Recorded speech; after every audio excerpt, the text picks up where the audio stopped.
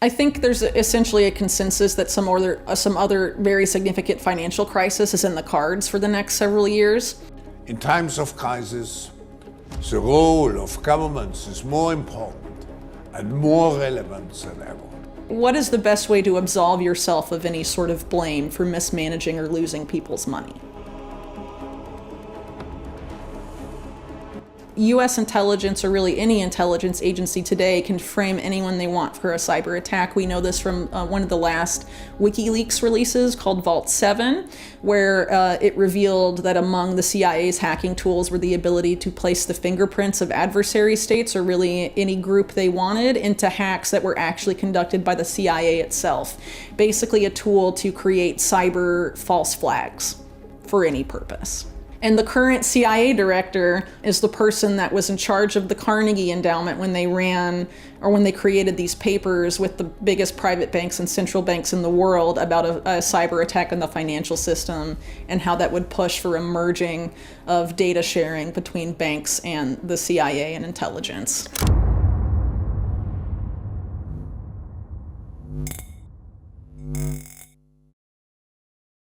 What if the foundations for a massive financial overhaul have already been set, quietly and deliberately, right under our noses? Stablecoins, tokenized deposits, and tightly linked public-private collaborations are taking shape, signaling a future that looks nothing like the financial systems we know today. But there's one piece missing: a crisis big enough to force widespread acceptance of central bank digital currencies, or CBDCs.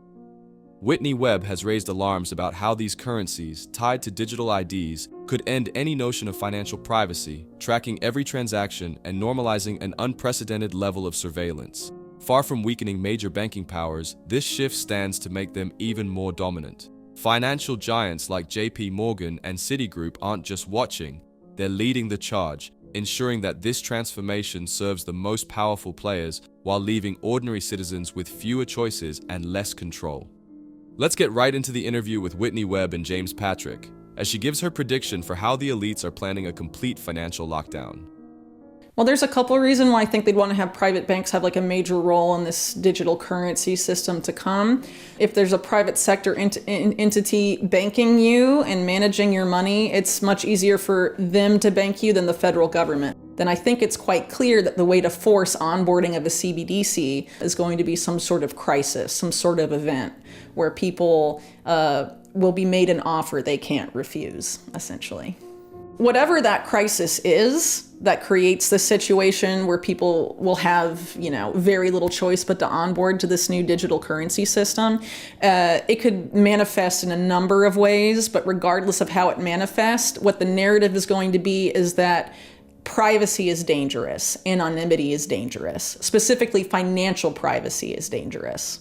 Those are going to be the narratives that come out of this event, and that's going to be a way to force onboarding both onto digital currency that can be tracked to stop terror financing or things of that nature. And also we have to know who everybody online is, or we have to know who everybody is interacting with these systems. We need digital ID. So for example, if the Federal Reserve were to do a direct issue CBDC, it would be harder for them to freeze someone's bank account or debank them in any sort of significant way, as opposed to a private company where you have, for example, precedents where JP Morgan Chase, for example, debanked Dr. Mercola and some of his executives and didn't give any reason as to why. They just said, we can no longer provide you with financial services, no questions asked. That would be very hard to do in the case of a direct issued CBDC. This is something similar to the argument that's been made for social media companies censoring. They say, oh, but they're private companies,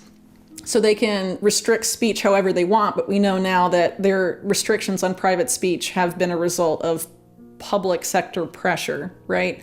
So again, people need to keep in mind that this is a public-private partnership. That's the prevailing model in the United States. The digital dollar in the United States is also going to be a public-private model.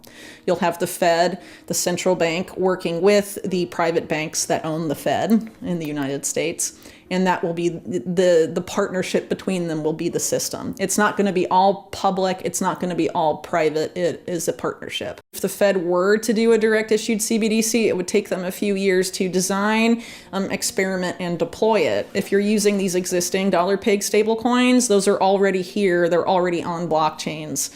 And a lot of those phases that would take the Fed a few years have already been accomplished if you choose to use those. And if you regulate them so that they have to, for example, keep their reserves at the Fed, then you're able to sort of have the same kind of system, but you don't have to go through the process of creating a direct issued CBDC. So one of the biggest developers right now of CBDCs is this company called R3 that's backed by some of the biggest Wall Street banks in the world. And they were named by Central Banking Magazine as the CBDC Partner of the Year last year. And then they're developing a litany of CBDCs for countries all around the world. But that's just one part of what they do. They have this thing they call a digital currency accelerator. And the three types of digital currencies R3 develops are CBDCs, stable coins, and tokenized deposits or deposit tokens.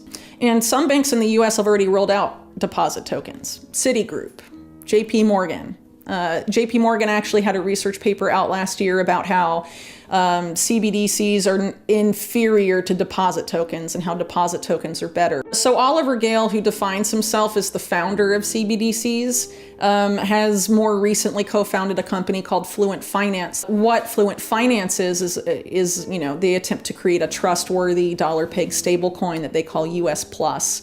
And it's sort of framed as an answer to dollar-pegged stablecoins like Tether that have been controversial for having opaque reserves.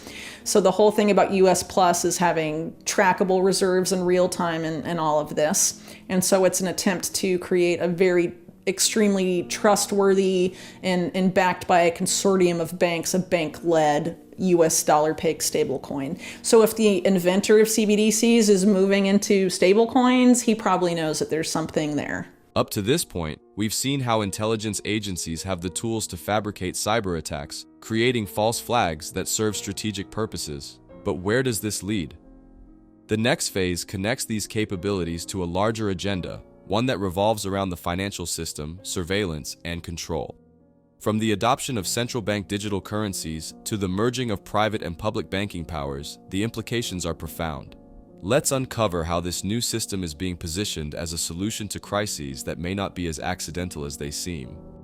From the elite's perspective, let's take the words of Larry Fink, for example, of BlackRock, who's been obsessed with risk management his whole career.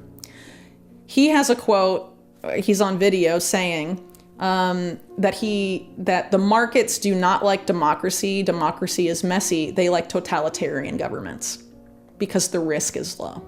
If you look at all of this through the lens of risk management, Elon Musk is one of these figures that's trying to sort of position himself as a free speech champion and one of these figures that's on the populist right. But in reality, a lot of the policies that Elon Musk promotes, like carbon taxes, for example, have traditionally been policies promoted like the World Economic Forum and entities like this that are seen as being globalist and not populist in nature.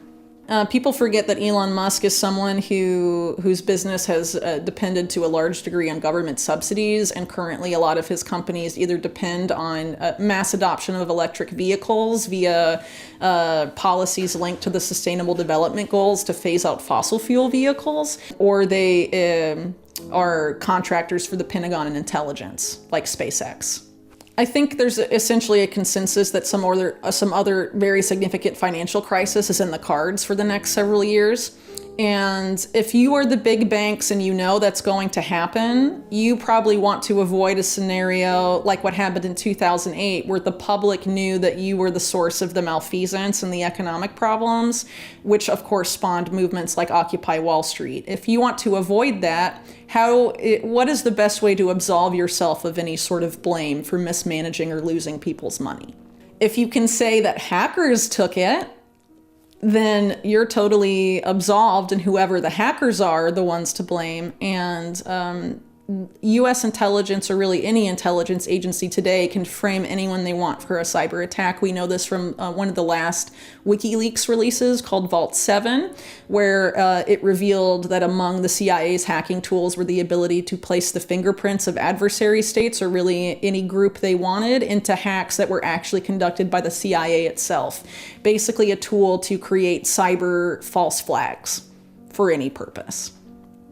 And the current CIA director is the person that was in charge of the Carnegie Endowment when they when they created these papers with the biggest private banks and central banks in the world about a cyber attack on the financial system, and how that would push for a merging of data sharing between banks and the CIA and intelligence. So I think one of the reasons they want this new system that ultimately amounts to a control system is because they see it as the ultimate form of risk management. So you surveil them constantly, you can turn their money on and off, you can turn their access to services and really anything else on and off as well under the digital ID functionality. It's a way to keep people in line in a way that didn't exist in feudal Europe and under that model, but they're clearly moving to that model. And it's interesting because the UN essentially admits that. They talk about the acceleration of the adoption of all this digital infrastructure is exacerbating the wealth gap and making the billionaires even more wealthy. But the billionaires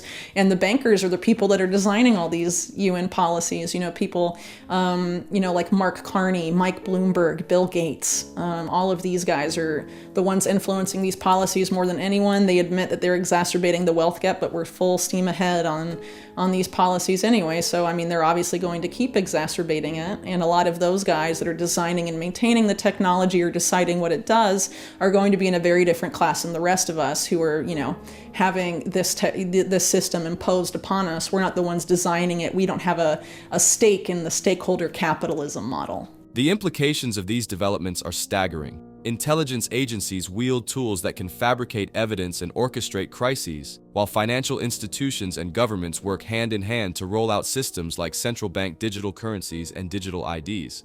These aren't just technological advancements. They're mechanisms for control, designed to centralize power and limit personal freedoms under the guise of security and convenience.